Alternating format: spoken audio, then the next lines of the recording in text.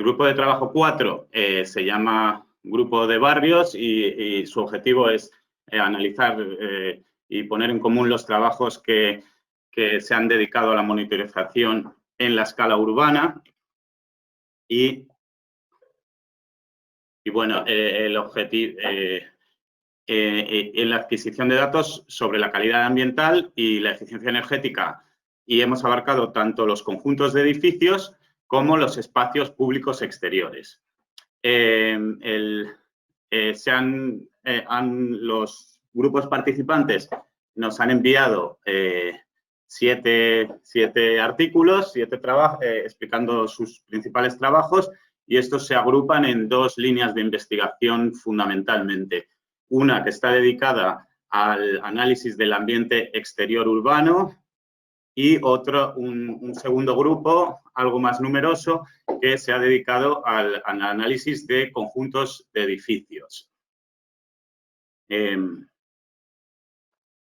el análisis experimental de los entornos urbanos, tenemos el trabajo del CIEMAT, que presenta una cantidad ingente de estudios, tanto para monitorizar los factores determinantes del clima urbano y gracias a estos estudios han conseguido pues, crear perfiles de microclimas urbanos en las ciudades e incluso analizar cómo ha sido la modificación de este clima urbano a consecuencia del cambio climático, ¿no? Y la influencia que esto tiene sobre la demanda energética de los edificios.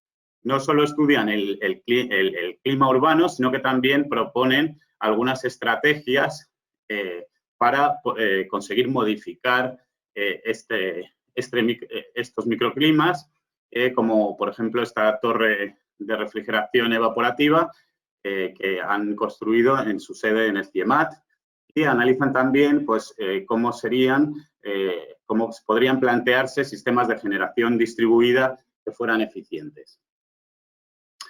En el segundo trabajo, dentro de este grupo de monitorización del medio ambiente urbano, es el trabajo de la isla de calor que presenta el grupo ABIO a través del proyecto Modifica. Este trabajo se presentó en la primera jornada de la red Monitor y se puede acceder a información detallada tanto en el artículo que publicamos en esta segunda publicación como a través de la visualización de la anterior jornada, a la cual se puede acceder a través de la página web. En los conjuntos de edificios, los trabajos dedicados a los conjuntos de edificios se pueden agrupar a su vez en 2 subgrupos. El más numeroso está dedicado a los barrios residenciales de promoción pública en varias ciudades españolas. Uno de ellos se va a presentar hoy, el caso de Extremadura, y hay bueno, no grupo, hay un trabajo, pero que señala el interés por esta materia, que es el análisis de edificios terciarios y cuyo objetivo es el balance, estudiar, analizar las posibilidades del balance entre la demanda y la producción de energías renovables. Lo va a explicar en detalle Marc Medrano ahora, a continuación, y no me extiendo sobre ello. En cuanto a los 4 trabajos que se han presentado acerca de la monitorización de la eficiencia energética y el confort en edificaciones de barrios de vivienda social, todos ellos anteriores al año 1979. Se trata de barrios de periferia de diferentes ciudades españolas, abarcamos varias zonas climáticas y en 2 de los casos, como en Zaragoza y en Extremadura, se analizan edificios tanto en el estado actual como en el estado reformado tras una operación de rehabilitación energética y se computan los beneficios que se han obtenido a través de las obras. El caso de Sevilla, del grupo TEP 130, la Universidad de Sevilla tiene la particularidad de que propone unos modelos predictivos numéricos basados en redes neuronales que pretenden simplificar estos modelos utilizando las variables más influyentes en el comportamiento energético de estos edificios.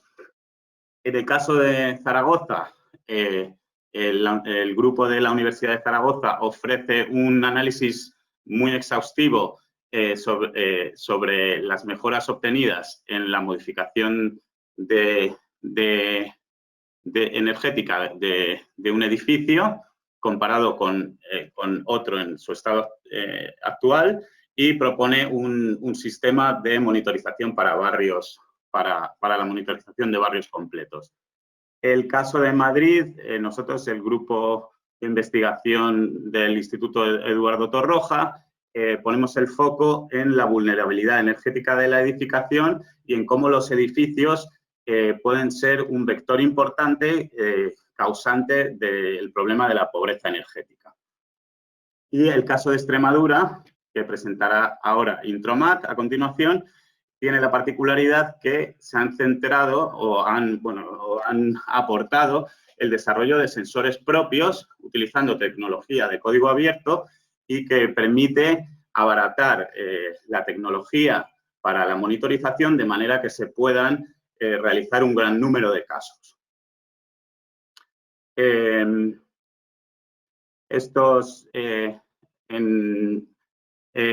Las conclusiones de estos trabajos es que necesitamos, para analizar barrios enteros y analizar la ciudad, necesitamos generar modelos urbanos. Para ello necesitamos herramientas para la clasificación morfológica y conocer la geometría urbana, y en este sentido se han hecho grandes avances utilizando de forma masiva los datos catastrales, que nos dan una información muy exhaustiva acerca de la geometría urbana. En cuanto a la caracterización constructiva, los estudios proponen análisis basados en muestras y utilizar el periodo de construcción como forma de caracterizar las envolventes de manera simplificada. Y también de estos trabajos se desprende la importancia de establecer perfiles de usuarios que puedan ser repetibles, de manera que podamos introducir la variable del usuario dentro de estos modelos, ¿no?, que tanto influye. Las herramientas específicas que se han utilizado para estos trabajos han sido en sistemas de información geográfica para realizar operaciones espaciales con los datos y para la visualización de los resultados. Se está empleando cada vez más tecnología de código abierto, tanto software como hardware libres, y se utiliza la simulación energética utilizando el edificio como zona térmica para poder analizar barrios completos y herramientas de certificación energética existentes. Y, por supuesto, pues para el análisis del usuario, las inspecciones in situ, encuestas y la utilización de datos estadísticos que, al emplear la escala de barrio, nos permiten comparar los datos de los modelos con las condiciones socioeconómicas de la población que habita estos barrios. Como conclusiones, se han identificado las temáticas que desde la escala urbana están generando un mayor interés en los grupos de investigación, como son la caracterización del microclima urbano, la incorporación de energías renovables en comunidades energéticas para lograr barrios de energía casi nulo, ya que se considera que el barrio es la escala más adecuada para poder hacer un aprovechamiento óptimo de las energías renovables utilizando varios edificios, y se utiliza este análisis de barrios para la cuantificación precisa de la mejora obtenida por la rehabilitación de conjuntos de edificaciones. Concluimos en la necesidad urgente de evidencias objetivas y experimentales medidas para poder planear operaciones de regeneración urbana que reduzcan el impacto ambiental de nuestras ciudades. Necesitamos generar modelos urbanos calibrados con datos reales que permitan generalizar los resultados recogidos de unos pocos casos para la evaluación de barrios y ciudades enteras. y la escala del barrio es la que resulta más adecuada para elaborar propuestas integrales transformadoras dirigidas a construir ciudades eficientes en el uso de recursos que satisfagan las necesidades básicas de habitabilidad de todos los ciudadanos y sin dejar a nadie atrás, como propone el Pacto Verde Europeo que tenemos que llevar a cabo próximamente.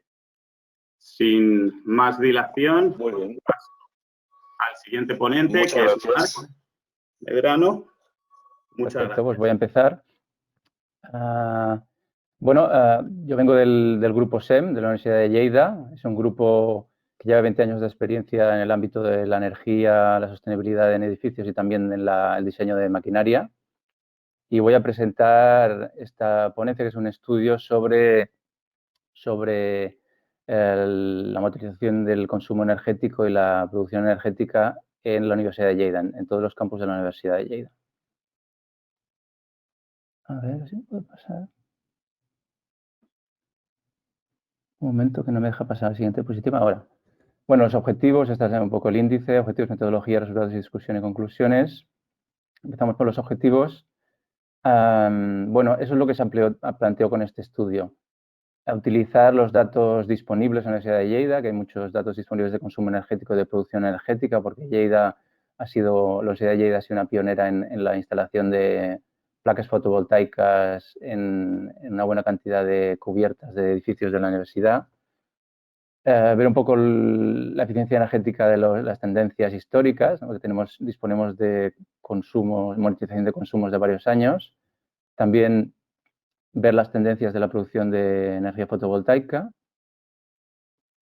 También hacer algún tipo de análisis de dependencia de la calefacción y la refrigeración con el clima, comparar con otras universidades y después determinar cuál es la brecha entre los consumos actuales de energía primaria y los objetivos de la Unión Europea en cuanto a edificios de energía casi nula. Bien, la metodología consistió en, primero, el alcance. Decidimos incluir en este estudio todos los edificios existentes en los diferentes campus de la universidad, ¿no? Después lo veremos, pero hay diferentes campus, aquí los tenéis indicados. Después tengo una transparencia con donde se ven mejor.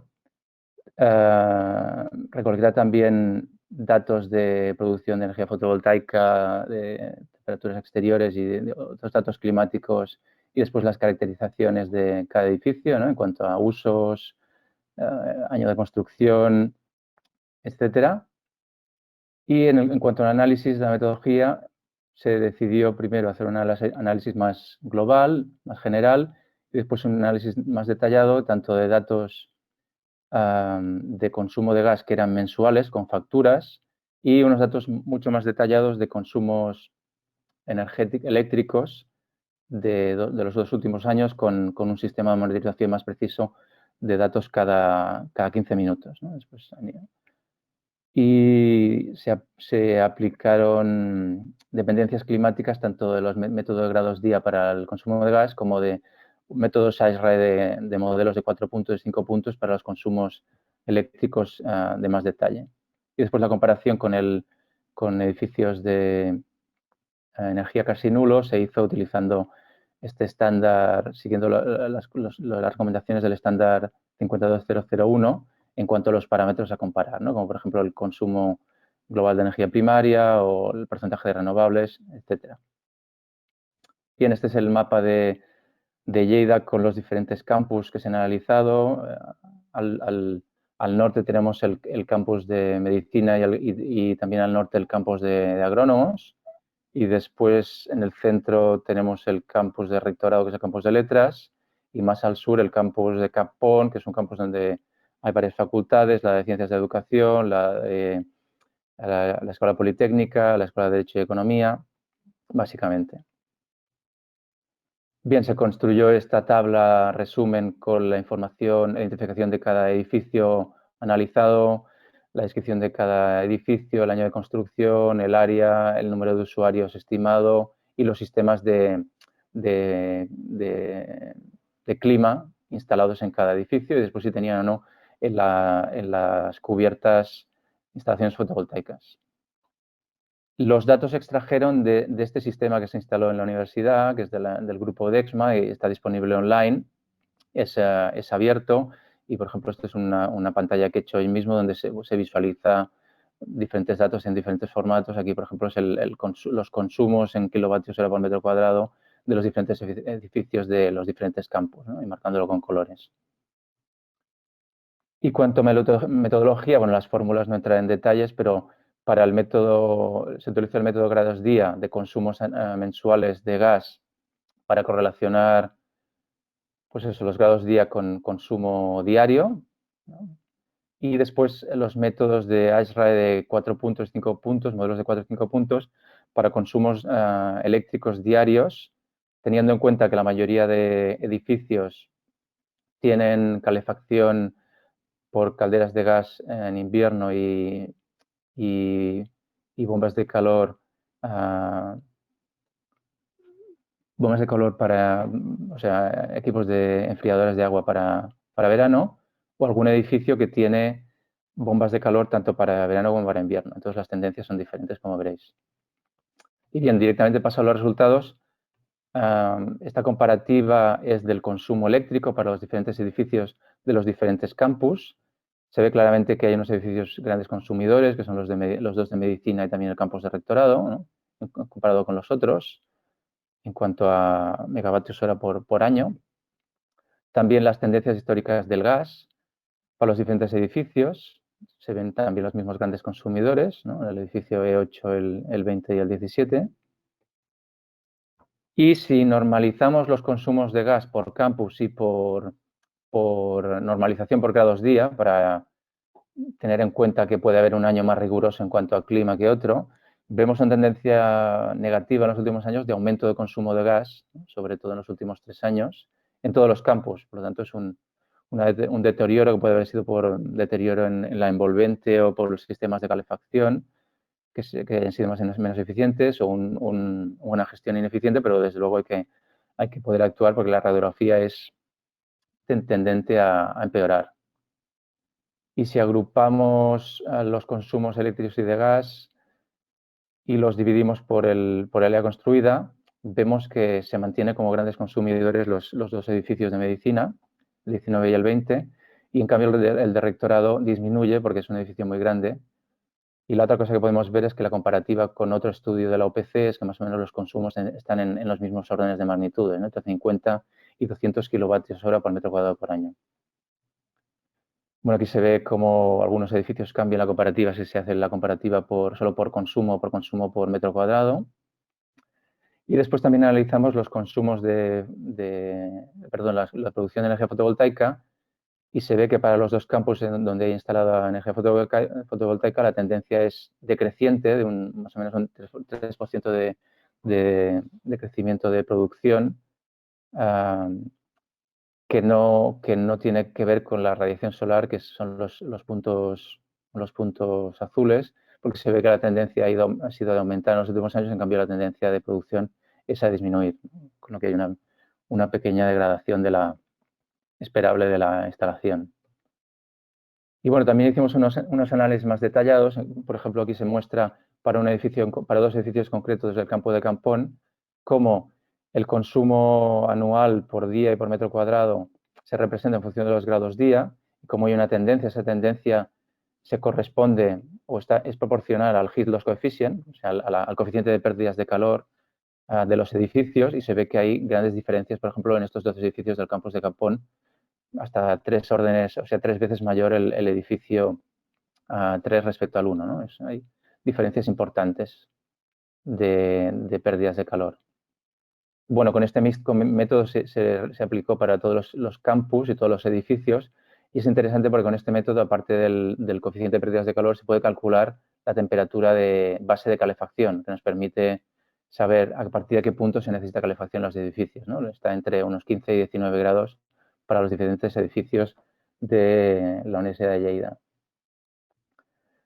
Bueno, aquí se ve un poco la comparativa para los campus, que en algunos casos hay variaciones importantes como en Campón, y en otras esta pendiente que está proporcional o es proporcional al coeficiente de pérdidas. En otros campus es más parecida, ¿no?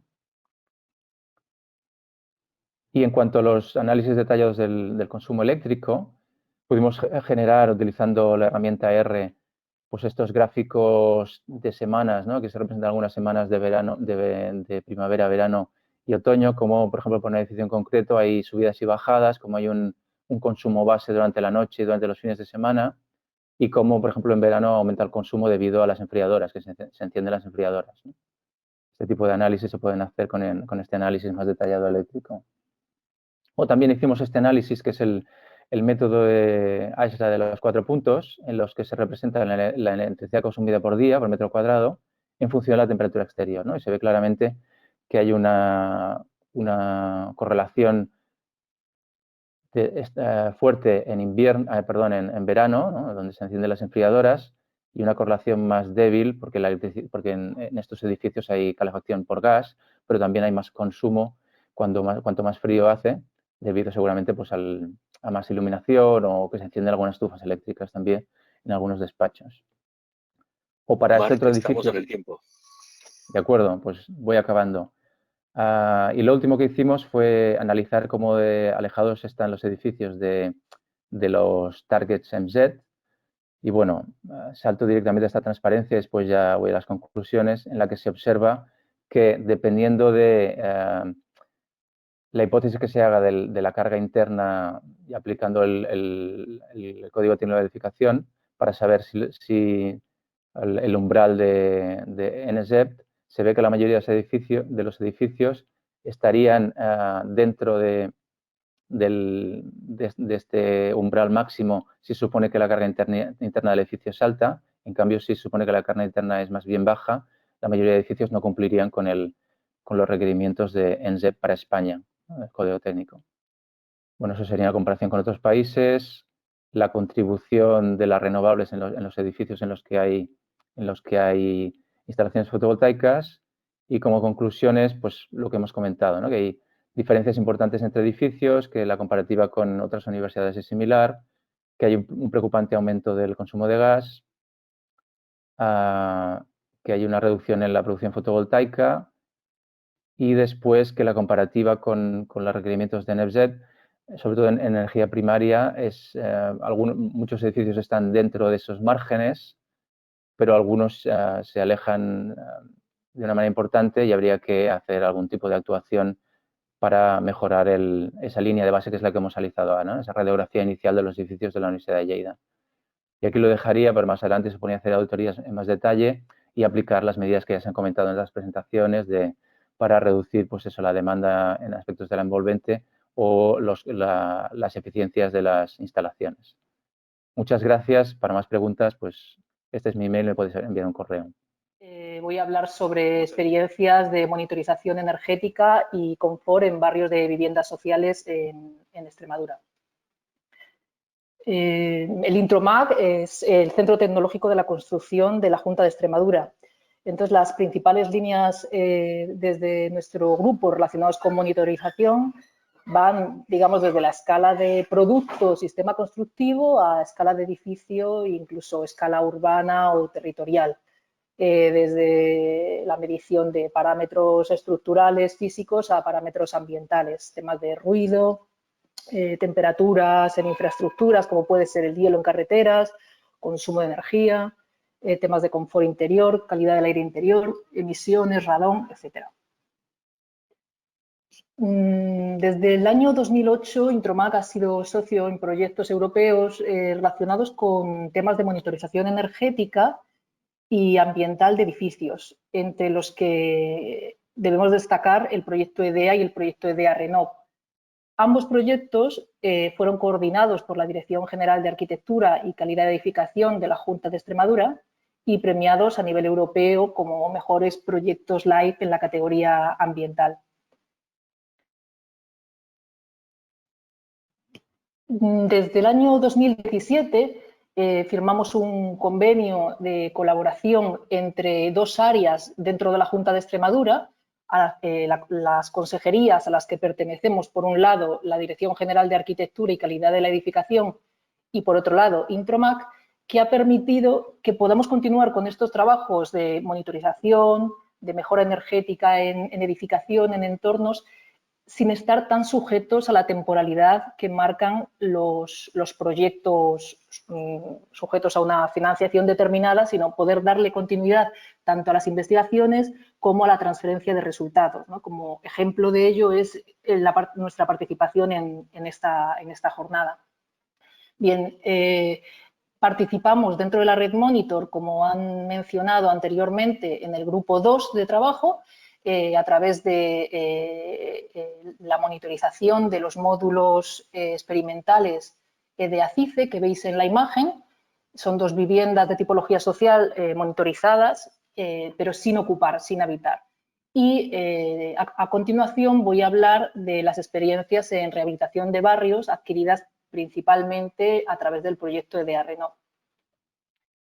Bien, el barrio se trata de rehabilitación de 2 barrios y monitorización, ¿vale? Un barrio en Badajoz, que es el barrio de Santa Engracia, con el que voy a empezar. Y bueno, es importante destacar que hablamos de un barrio que se construyó en los años 60, que eran viviendas de uso temporal, que sin embargo hoy, pues 60 años después, ahí siguen 800 viviendas, de las cuales 600 son propiedad particular y unas 200 son propiedad de la administración y están en régimen de alquiler.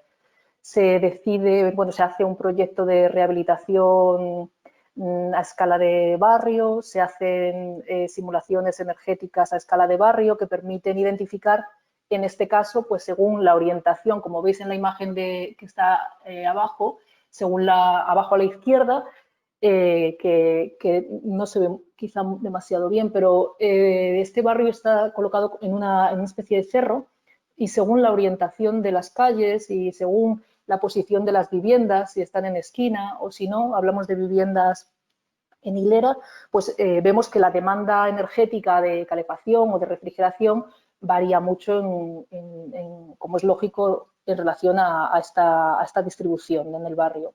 Y que, por tanto, pues habrá que priorizar unas u otras actuaciones de rehabilitación en cada caso para optimizar, digamos, el coste de las intervenciones. En esta monitorización se seleccionan 4 viviendas, según unas en esquina, otras entre medianeras, y se rehabilitan energéticamente con un sistema SATE en fachada de 8 centímetros de PS, aumentando el aislamiento de lana de roca, sustituyendo carpinterías por rotura de puente térmico, mejora de vidrios, bomba de calor y un sistema de ACS con apoyo de solar térmica. Antes los usuarios accedieron a compartir sus datos de monitorización para comprobar la eficiencia pues de estas intervenciones y así poder recibir asesoramiento para mejorar su consumo y su confort. Como veis en el mapa de la derecha, se indica cuáles son las viviendas, las 4 viviendas que se monitorizan y en el centro, veis un punto rojo situado en el centro, es la sede de la asociación vecinal, que es la que tiene conexión a Internet. Las viviendas de las que hablamos, por brevemente describir, como se puede apreciar también en la imagen, son viviendas de muy bajas calidades. Hablamos de cubierta de chapa con y cartón yeso en el techo. Hablamos de fachadas hechas de bloque de hormigón. En fin, unas prestaciones energéticas pésimas. Tras esta rehabilitación, bueno, paso adelante, voy describiendo un poco cómo son esos resultados. A la hora de diseñar, hablamos del año 2012, qué tecnología de monitorización emplear, pues los criterios son que sea código abierto, se basa en la plataforma de Arduino, el bajo coste, el bajo consumo eléctrico, permitir la representación de datos con programas gratuitos de acceso universal y, como veis en la imagen de la izquierda, pues el sistema incluye unos sensores de confort interior de la vivienda colocados en los salones, temperatura, humedad y CO2 y de consumo eléctrico situado próximo al cuadro eléctrico donde se transforman los datos y desde cada vivienda se envían a través de antenas de radiofrecuencia colocadas en cubiertas, se envían a la sede vecinal y digamos que ya transformados se envían al servidor a través de Internet desde esta sede de la Asociación de Vecinos.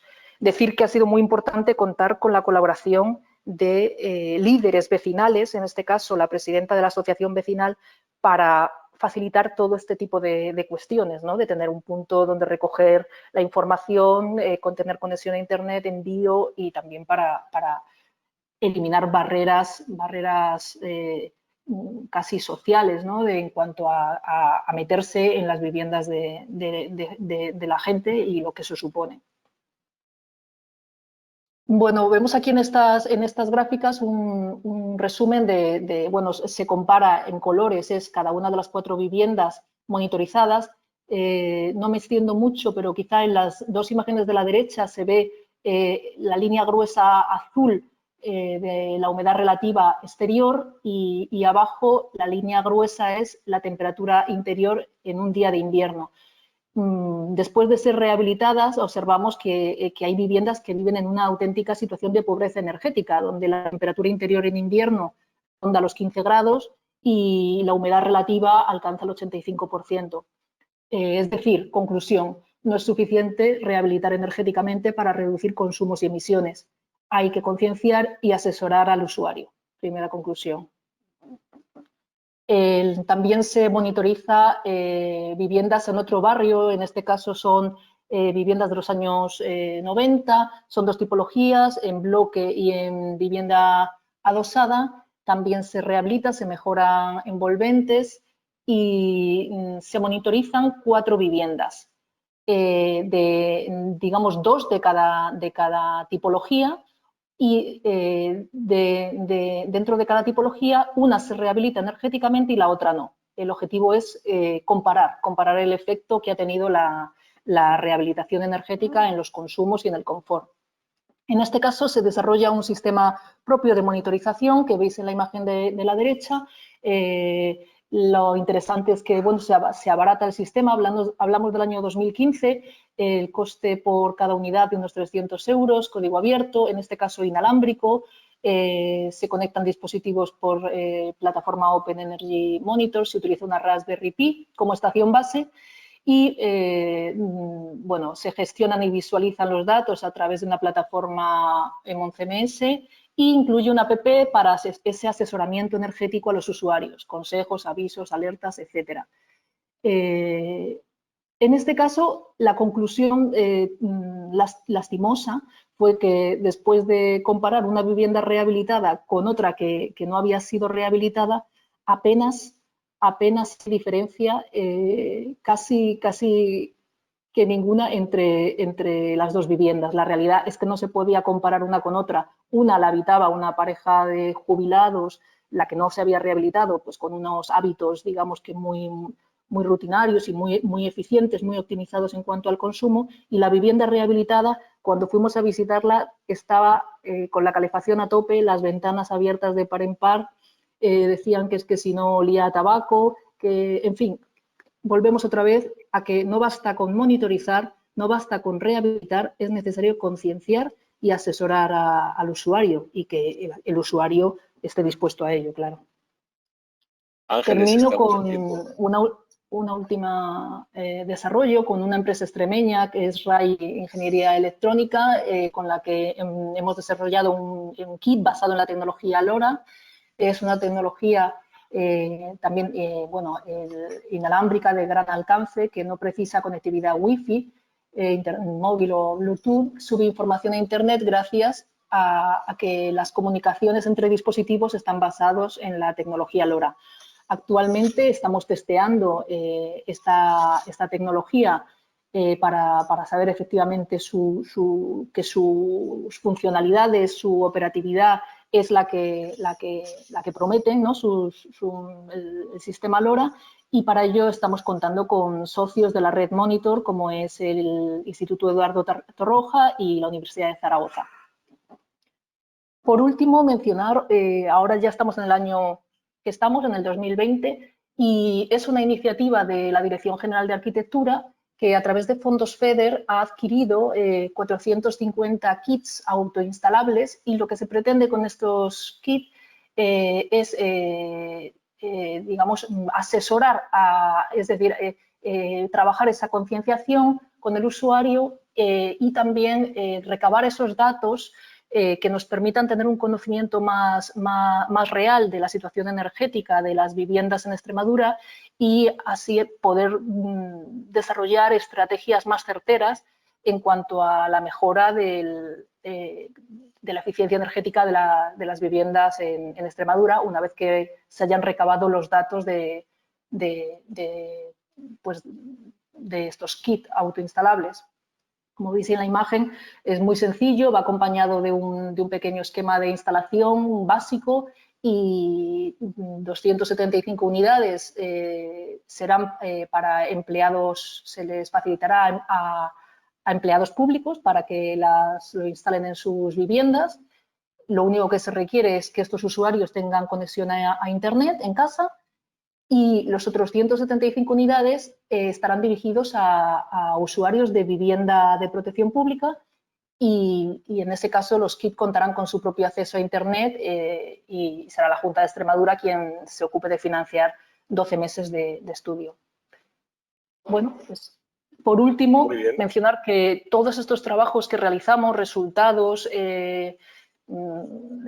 actuaciones, etcétera, están recogidos en nuestra página, en la página web de EDEACIFE, juntaex.es, y bueno, a la que os animamos a seguirnos a través de redes sociales, y si tenéis mayor interés en conocer los resultados de EDEA Renove en concreto, que sepáis que está todo publicado en esta página web, en la pestaña de qué es Proyecto EDEA Renove Resultados.